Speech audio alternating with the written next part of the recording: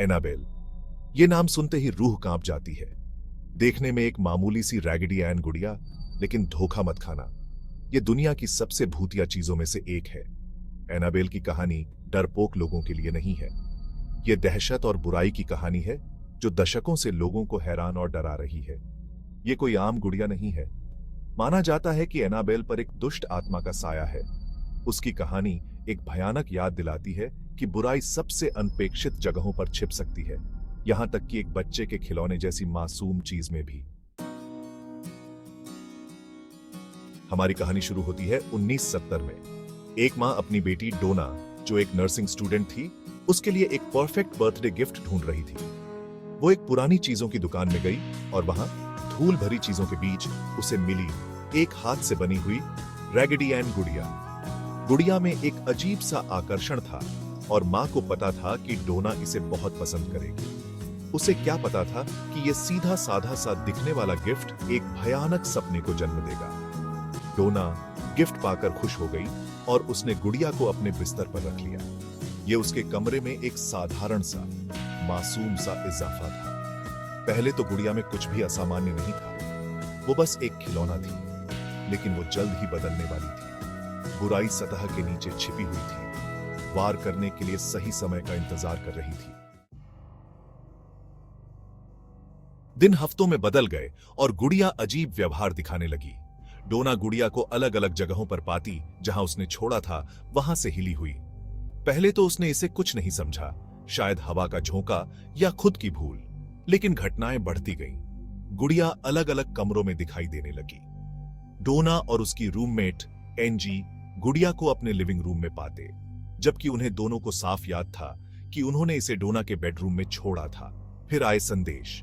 डोना और एनजी को चर्मपत्र कागज मिलते जिन पर डरावने संदेश लिखे होते।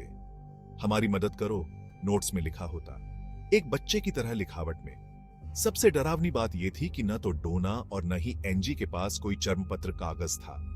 उनके दिल दहशत से भर गए और उन्हें पता था कि उनका सामना किसी भयानक चीज से हो रहा है। भाग 4, जवाब की तलाश। जवाब के लिए बेताब डोना और एनजी ने एक माध्यम से संपर्क किया। माध्यम ने गुड़िया को अपने हाथों में पकड़ा। उसका चेहरा पीला पड़ गया। यह गुड़िया भूतिया है, उसने कांपती हुई आवाज में कहा। माध्यम के अनुसार गुड़िया में एनाबेल हिगिंस नाम की एक जवान लड़की की आत्मा रहती थी। एनाबेल की उस प्रॉपर्टी पर दुखद मृत्यु हो गई थी, जहां अब अपार्टमेंट बिल्डिंग थी। माध्यम ने बताया कि एनाबेल की आत्मा को डोना और एनजी के साथ रहने में सुकून मिलता था और वो उनके साथ रहना चाहती थी।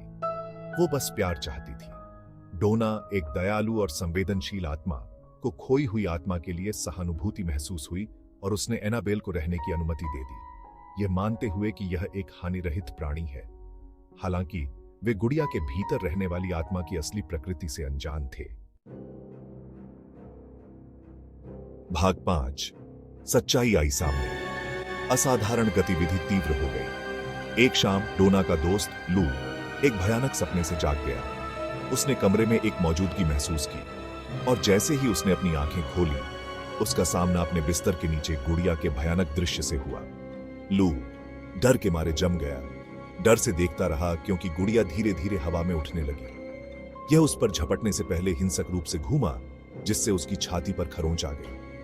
भयभीत और आश्वस्त थे कि वे एक छोटी लड़की की आत्मा की तुलना में कहीं अधिक भयावह चीज से निपट रहे हैं। डोना और एनजी ने प्रसिद्ध अब पैरानॉर्मल इन्वेस्टिगेटर्स एड और लॉरेन वॉरेन से मदद मांगी। वॉरेन्स, अनुभवी डिमोनोलॉजिस्ट्स, ने तुरंत ही सत्ता की असली प्रकृति को पहचान लिया। यह कोई हानिरहित बच्चा नहीं था, यह एक राक्षस था, एक दुष्ट आत्मा जो एक मासूम बच्चे के रूप में भेष धारण करके भोले भाले पीड़ितों को सुरक्षा की झूठी भावना में ले जाती थी। उन्होंने चेतावनी दी कि राक्षस का अंतिम लक्ष्य मानव शरीर को अपने कब्जे में लेना था। भाग 6, सुरक्षा की जगह। वॉरेन्स ने तुरंत कार्रवाई की। उन्होंने डोना के अपार्टमेंट को आशीर्वाद दिया। वॉरेन ने गुड़िया को अपने कब्जे में ले लिया। वे जानते थे कि यह इकाई शक्तिशाली है। वॉरेन्स एनाबेल को कनेक्टिकट में अपने घर ले गए। उन्होंने एनाबेल को एक विशेष मामले में बंद कर दिया। एनाबेल एक शक्तिशाली और द्वेषपूर्ण शक्ति बनी रही।